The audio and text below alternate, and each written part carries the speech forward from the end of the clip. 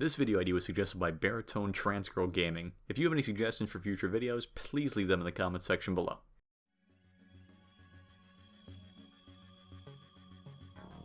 This ride's story begins back in 1988 when Disney CEO Michael Eisner wanted to bring more movie-based rides to the Disney theme parks. This was mainly due to his already established connection to the film industry from when he was CEO of Paramount Pictures before coming to Disney. This also wasn't Eisner's first experience with a movie-based ride. A year earlier, he and George Lucas had collaborated on Star Tours, which opened at Disneyland. After his success with that attraction, he was eager to make another one to boost attendance numbers like Star Tours had previously done. His new idea would be a ride based on the 1979 sci-fi horror classic Alien. He'd originally envisioned a thrill ride where guests would be aboard the Nostromo. With each rider equipped with a laser gun, they would shoot an audio-animatronic xenomorph whenever it attacked, similar in concept to Buzz Lightyear's Space Ranger Spin, which at the time didn't yet exist. This idea was shuttered almost immediately by senior Imagineers, who were worried that Eisner's new approach would lead Disney on a path similar to the one that Universal Studios was taking at the time with their attractions. With at least half of the Imagineers being opposed to the idea, the Alien-themed ride was abandoned, but the concept resurfaced again in 1992 when Mission to Mars was becoming extremely dated. The newer generation of Imagineers found a way to bring back the Alien ride concept by repurposing this attraction.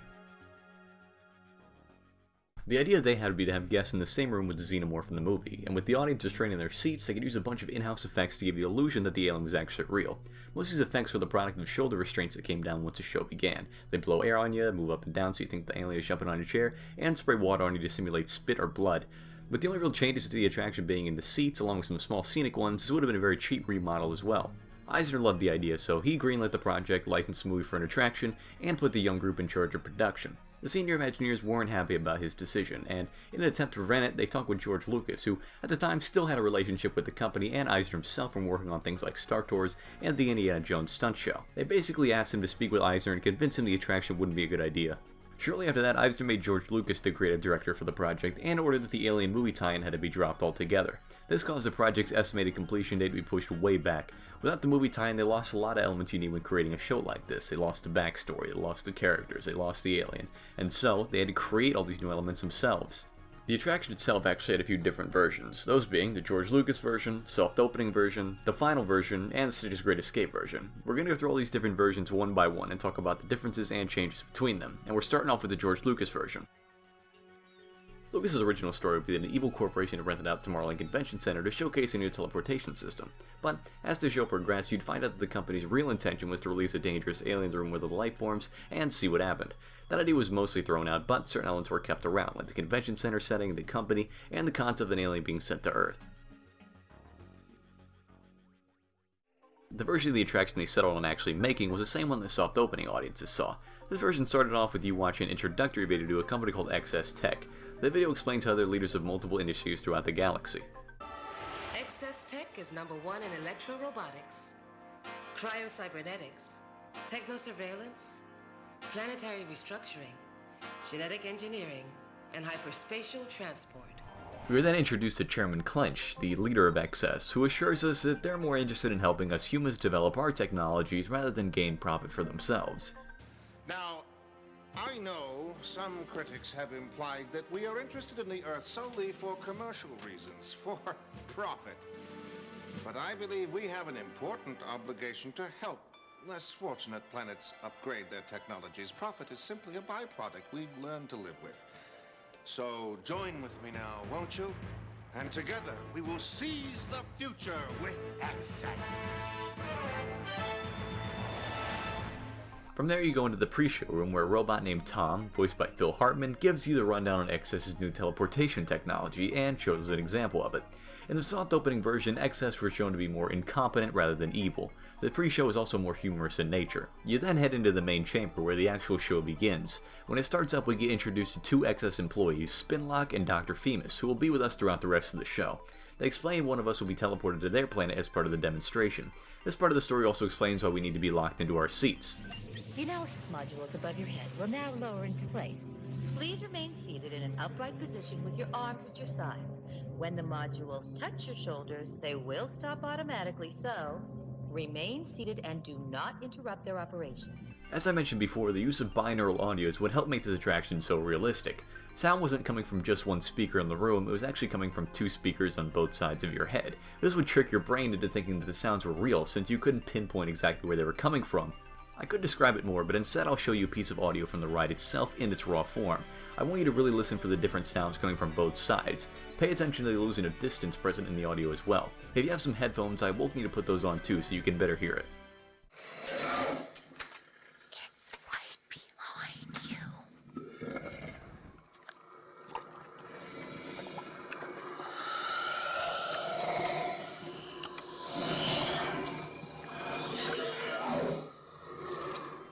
Now, all those sounds were coming from the restraint that came down as part of the show. They also served the purpose of keeping people in their seats while the chaos ensued. Under the guise of it being an analysis module in the ride's storyline, there was no cause for fear yet. After that, a guest is selected for teleportation, and Chairman Clench barges in with an idea. This module will ride. Please. Straight aside! Spin lock. Chairman Clench. So, is everything on schedule? Well, to tell you the truth, We're sir, ahead of I'm- schedule. Excellent. Just selected a volunteer. It's off. Oh, good. I've been seized. Something you ate, sir? Seized with inspiration. A new idea. Oh, terrific. We're live, right? Yes, very. Hello, everyone. I recalculated our plan. You see, if we bring one of you here, well, just get to meet one of you. However, if I'm teleported to Earth, I can meet all of you, shake each hand, and personally answer all your questions about the wonders of Excess. I'll be with you in just a moment. Prepare yourselves for an unforgettable encounter. He's then teleported away and sent to a planet that was in the transmission path, and in an attempt to send him to Earth quickly, they send an unidentified life form instead, just assuming that it's him. But once it gets to Earth, we find out that it's not, and we also find out that it's hostile. The alien would then fly around in the darkness and terrify everybody. Originally, the audio would actually eat audience members, but that element was later scrapped.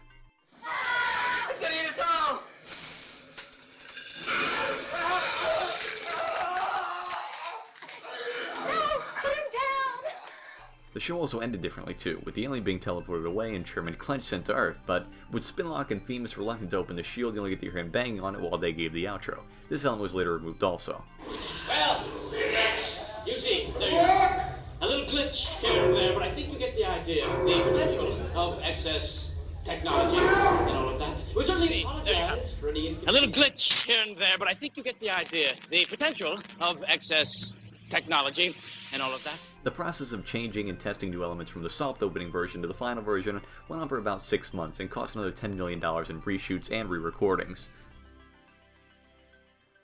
Finally, in 1995, Alien Encounter opened with its final version. The ride was mostly the same, the introductory video didn't change, but the pre-show did.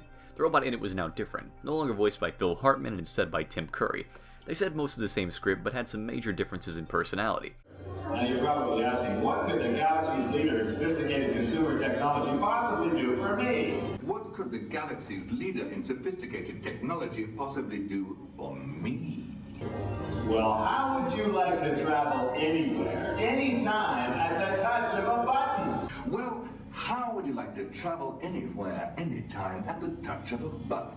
The new robot's name was SIR, which is then elaborated stood for Simulated Intelligence Robotic. You may call me Sir. That is S-I-R, which stands for Simulated Intelligence Robotics. It's also revealed the little alien is named Skippy. What do you want, Skippy? No, you may not get out.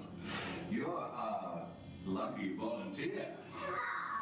As the pre-show goes on, it gets more and more unsettling. And now, witness for yourselves the wonders of excess teleportation. Phase 1 of the process has begun. Disintegration into molecular components. Don't worry, it's practically painless. And how the second phase. The molecules are beamed to the receiving chamber where atom by atom reconstruct our carefree travel.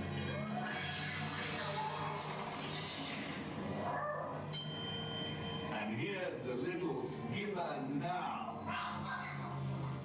SIR was a lot more emotionless than Tom was. Compare Tom's concerned reaction to charring Skippy to SIR's utter indifference towards it. Shit! What have I done? Oh, shut up, Scruffy. You're not burned. You just got a healthy glow. This made the pre-show a lot more dark and helped the Excess Company seem more evil. The main show didn't have too many changes from what I described earlier. The alien was still teleported to Earth on accident and flew around and all that, just with some minor changes, one of them being that the excess technician who comes in to turn on the lights in the final version isn't informed about the alien beforehand, so everyone is on the edge of their seats with suspense until he gets killed and blood rains down from the catwalk.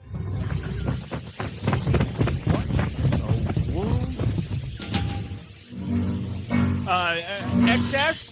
Did you hear that? Never mind. Just find the switch. Roger.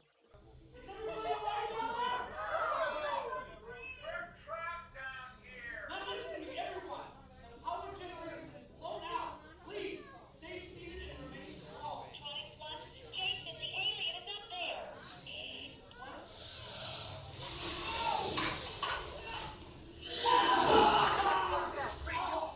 The alien also explodes at the end of the final version instead of the shield coming down in time, and you get hit with some gore effects.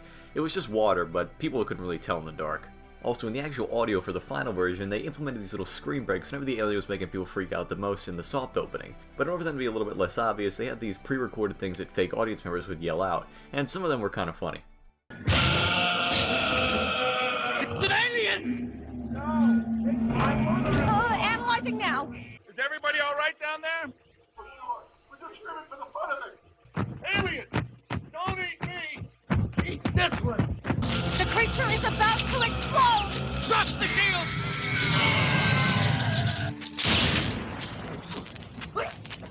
My mouth was open! And that was about it for all the changes made to Alien Encounter.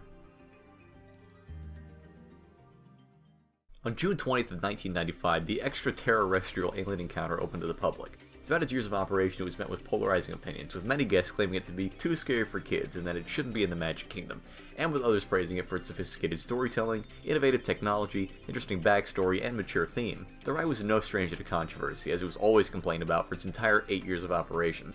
Alien Encounter shut down on October 12th of 2003. In the following months, construction walls went up, signs came down, and everyone waited for the new attraction. Finally, on October 18th of 2004, Stitch's Great Escape opened in its place. Most of the same technology from Alien Encounter made its way into Stitch's Great Escape. Same seats were used, so its use of binaural audio was still in action. Other effects like the water being sprayed on you, the hydraulic pumps, and air hoses and the shoulder restraints were all still there as well, but besides that, everything else was different. Let's list off all the changes. The introductory video to XS was replaced by Captain Gontu briefing you. The Sir animatronic was repurposed as Sergeant 90210. It's the same animatronic, just in a fat suit with a new hat and mustache. Skippy and his charred counterpart are still there too, so that's good, and the original Alien animatronic was replaced by Stitch.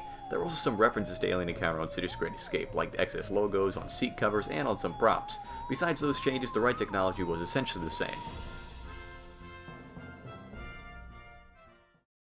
The attraction to replace Alien Encounter would be Stitch's Great Escape, inarguably one of Disney's most universally hated rides. I mean, seriously, nobody likes this ride. Just about any top 10 worst rides list is always topped off with this as number 1. And for good reason. The whole attraction is just a lazy, last-minute replacement to a ride Disney was already eager to get rid of in favor of an animated movie tie-in. This ride just went into seasonal operation last year, so it's pretty much marked for death any day now. Nobody is sure exactly what will replace it, but whatever it does, I hope it calls for a complete remodel of the building, because this ride has already been repurposed 4 times, and I have to say 5 is pushing it. Alien Encounter still retains a sizable following even to this day. Many pieces of merchandise from the ride as well as collectibles still hold a lot of value amongst the right people. In summation, there was never anything quite as special as Alien Encounter at Disney, and there probably never will be. It was very interesting to see the great minds at Disney Imagineering use their skills at something with a mature theme, and I hope they try to do it again someday. Love it or hate it, Alien Encounter was a near-perfect ride. Everything from the effects, to the story, to the technology, to even the concepts it used was just so innovative, it's no wonder that it's still considered to be one of the best attractions to ever exist.